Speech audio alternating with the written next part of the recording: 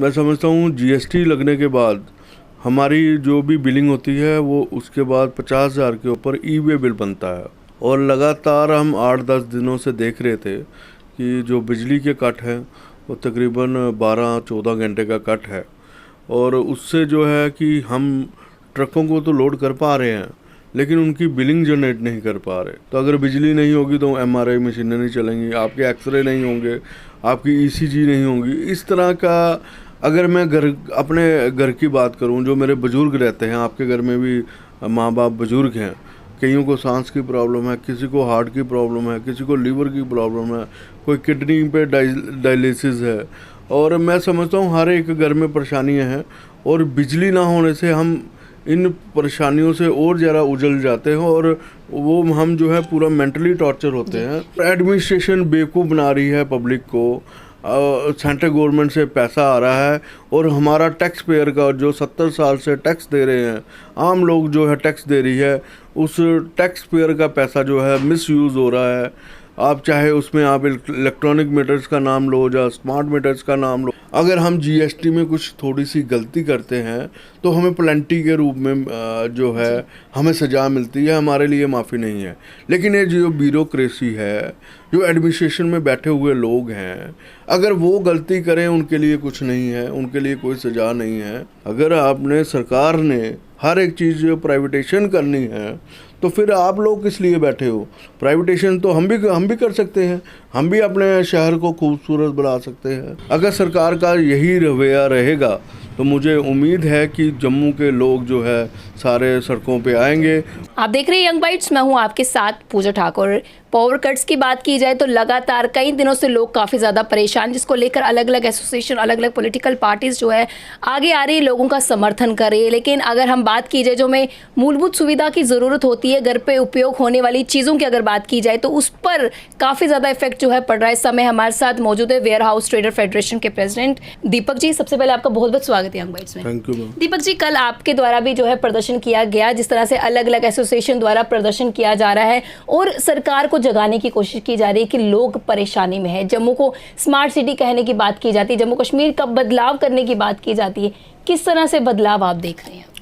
ऐसा है कि जब से आप देख रहे हैं कि जब से जीएसटी लागू हुआ है और मैं समझता हूँ तब से जो है हमारे जो बिलिंग है वो सारी कंप्यूटराइज हो गई है, ऑनलाइन है।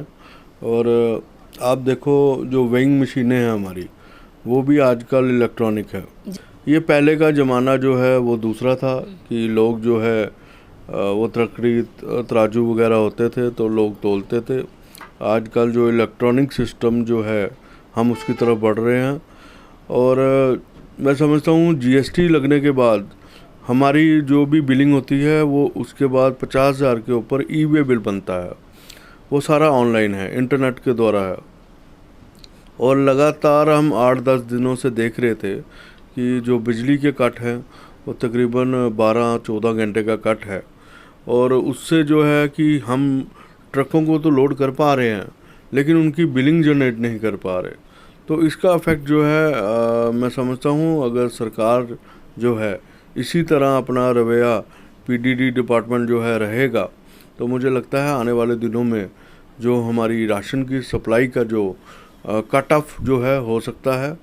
और जो हमारा व्यापारियों का जो काम है कि असेंशियल सप्लाई जो है लोगों तक पहुंचाना और टैक्स कलेक्ट करके सरकार को देना जी। और मैं समझता हूँ और जो असेंशियल सप्लाई है जो पूरे जम्मू कश्मीर यूटी में हमारा भेजने का काम है जो, तो मैं समझता हूँ उसमें ज़रूर रोक लग सकती है।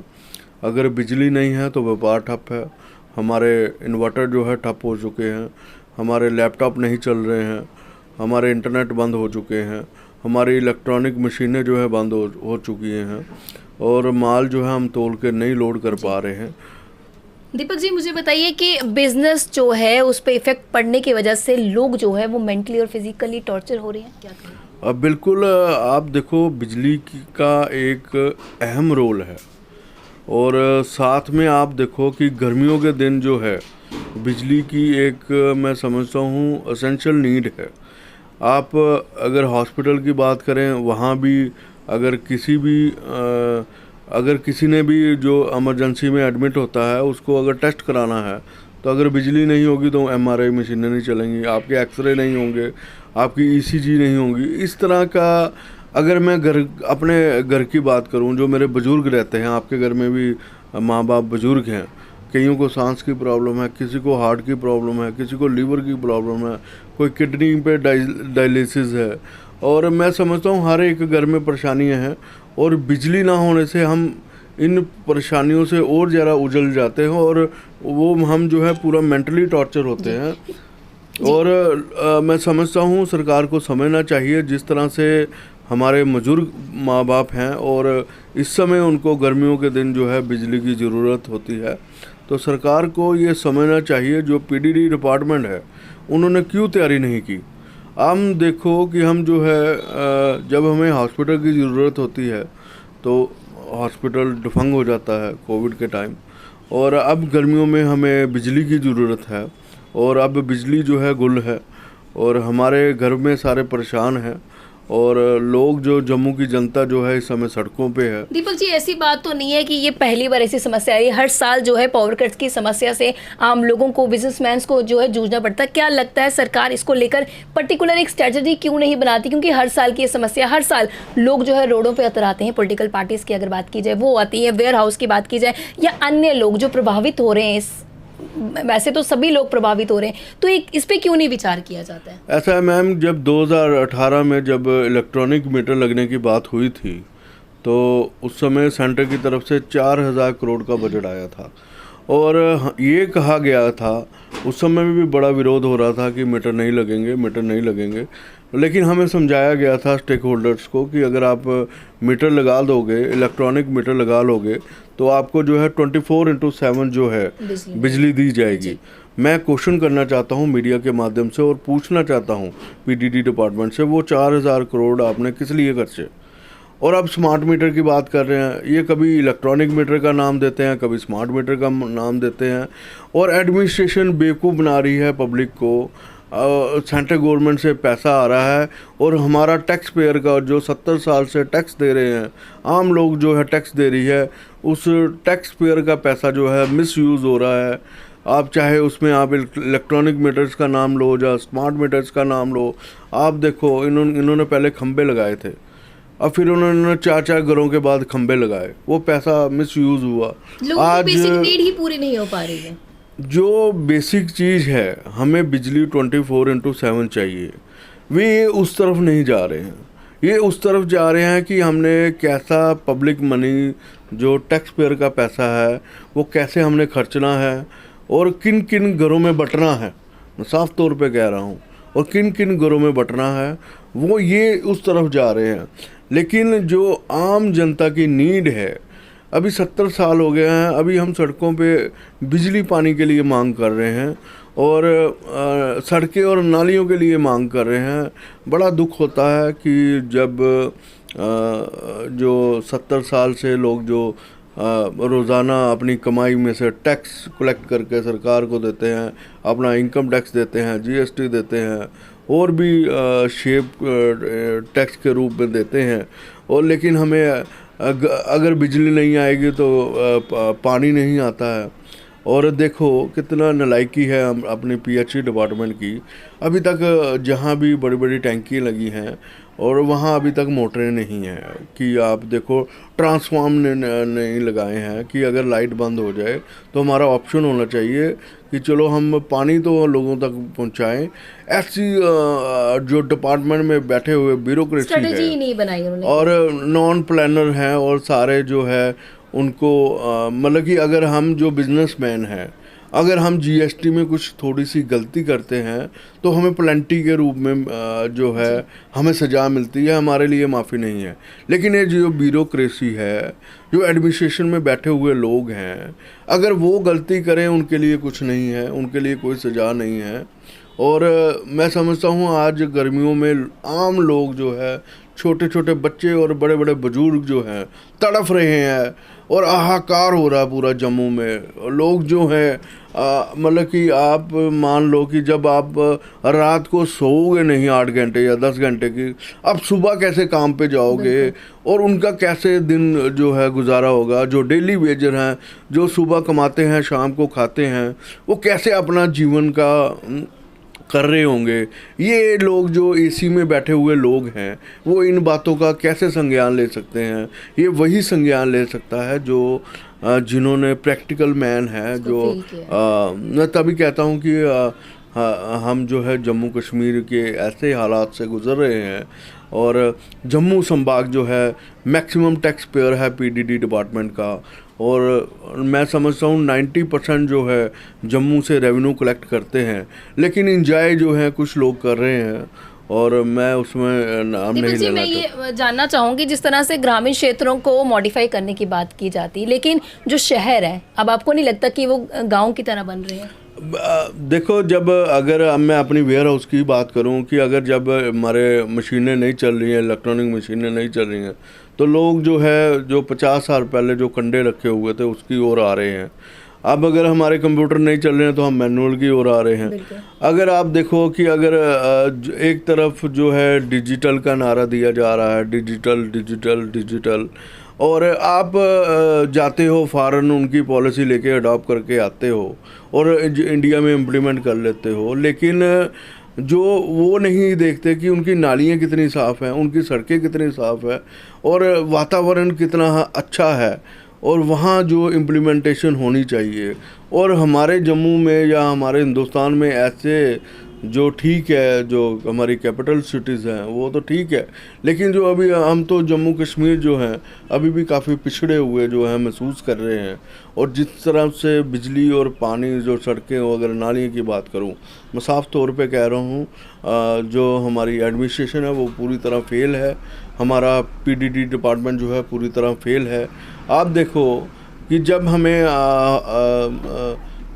हेल्थ डिपार्टमेंट की ज़रूरत थी कोविड के दौरान, और जब हमने लॉकडाउन किया, करोड़ों रुपए के बिजनेसमैन ने नुकसान किया कि यहाँ पे ही आप लॉकडाउन पे चले जाओ, और हमारे हॉस्पिटल जो है प्रिपेयर हो रहे हैं कोविड के लिए, और हमारे जो हेल्थ डिपार्टमेंट दफंग रहा और उन्होंने ऑक्सीजन जनरेटर प्लांट नहीं लगाए, और हमें हॉस्पिटल की ज़रूरत थी लेकिन वो नहीं चल पाए।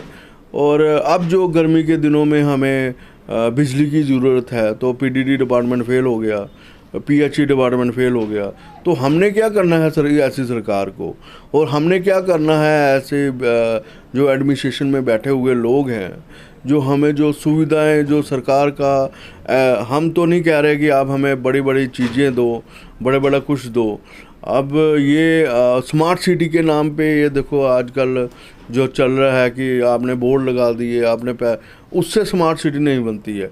आपका एक एक मोहल्ला, एक एक गली जो है बिल्कुल ग्राउंड लेवल पे साफ़ सुथरा होना चाहिए, वातावरण जो है बिल्कुल साफ़ सुथरा होना। अब पीली लाइनें लगा के आप देखो, जो कार पार्किंग है, जम्मू को नया तोहफा मिल रहा है। मुझे समझ नहीं आ रही है किस लिए, मतलब कि एक शॉपिंग करने में जाऊंगा और इतनी पार्किंग महंगी दूंगा। चंडीगढ़ भी मैं समझता हूँ बहुत बड़ा शहर है, वहाँ भी इतनी महंगी पार्किंग नहीं है। हर एक जगह ये प्राइवेटाइजेशन कर रहे हैं। तो अगर आपने सब कुछ प्राइवेटाइजेशन करना है तो फिर एडमिनिस्ट्रेशन किस लिए है? वो तो हम खुद भी कर सकते हैं प्राइवेटाइजेशन। अगर आपने सरकार ने हर एक चीज़ प्राइवेटाइजेशन करनी है तो फिर आप लोग किस लिए बैठे हो? प्राइवेटाइजेशन तो हम भी कर सकते हैं, हम भी अपने शहर को खूबसूरत बना सकते हैं। तो ऐसा अब पार्किंग का बहुत बड़ा इशू देखो आने वाले दिनों में मैं जो देख रहा हूँ, और जिस तरह से एक अगर कोई कमीज़ शर्ट लेने जाता, पैंट लेने जाता, उसको 300 रुपया पार्किंग पड़ जाएगी या 150 रुपया पार्किंग। वो कौन दुकानदारों के पास जाएगा? ये भी नया इशू जो है आने वाले दिनों में आपको देखने को मिलेगा। पावर कट्स को लेकर क्या आप आखिर में सरकार से अपील करना चाहेंगे और किस तरह से उन तक आवाज़ पहुंचाने की कोशिश करेंगे कि अब जो ये प्रॉब्लम है इस पर विचार करने की ज़रूरत है और पहले से विचार करने की ज़रूरत है? ऐसा है कि मैम, हम तो साफ तौर पे कह रहे हैं कि सरकार जो है, हमारे माननीय लेफ्टिनेंट गवर्नर श्री मनोज सिन्हा जी, मैं उनसे यही अपील करूंगा कि आप जो है पीडीडी डिपार्टमेंट को बैठा के, और जो है क्राइसिस है हमारा पावर क्राइसिस जो है पूरे जम्मू कश्मीर यूटी में इस समय जूझ रहा है। और ख़ासकर ये आपको देखना चाहिए हीट के समय बिजली कहाँ ज़्यादा देनी है और कहाँ कम देनी है, वहाँ एक बना के हमें 24/7 जो है गर्मियों के दिन बिजली चाहिए जम्मू के लोगों को। ख़ासकर जम्मू के लोगों को गर्मियों के दिन जो है 24/7 जो है बिजली चाहिए। अन्यथा व्यापारी जो है तय कर चुके हैं, हम अपनी दुकानें बंद करके जो है सड़कों पे आएंगे और हमारा कोई भी विकल्प नहीं बचता और हमारा जो बिज़नेस है बिल्कुल ठप हो गया है। लेकिन सरकार से फिर मैं अपील करूँगा कि इसमें आप थोड़ी, मैं देख रहा हूँ कोई सीरियसनेस हमें नहीं दिखाई दे रही। 8-10 दिनों से जो है बिजली के इतने कट चल रहे हैं, सरकार की तरफ से सीरियसनेस नहीं है। अगर सरकार का यही रवैया रहेगा तो मुझे उम्मीद है कि जम्मू के लोग जो है सारे सड़कों पे आएंगे। उस समय जो है सरकार का हालात जो है ख़राब हो जाएगी। एक बार फिर पुनः मैं श्री लेफ्टिनेंट गवर्नर मनोज सिन्हा जी से अपील करूंगा कि आप खुद इंटरफेयर करके डिपार्टमेंट को बुला के सुविधा देने की कोशिश करें ताकि जम्मू के लोगों को सुविधा मिल सके। बहुत बहुत धन्यवाद हमारे साथ जुड़ने के। साफ तौर से इनका कहना है कि जिस तरह से वादा किया गया था कि 24/7 जो हमें बिजली मिलेगी उसे पूरा किया जाए, और अगर इस तरह की स्थिति बनी रही पावर कट्स की तो लोग भी मजबूर हो जाएंगे और बिजनेसमैन भी जो है सड़कों पर उतरने के लिए मजबूर हो जाएंगे। अब देखना है कि सरकार इसको लेकर कितनी जल्दी कितने बड़े कदम उठाती है, आने वाला वक्त बताएगा। आप इस तरह से देखते रहिए young bites. Journalist Rajiv Gupta के साथ मैं पूजा ठाकुर, यंग बाइट्स जम्मू।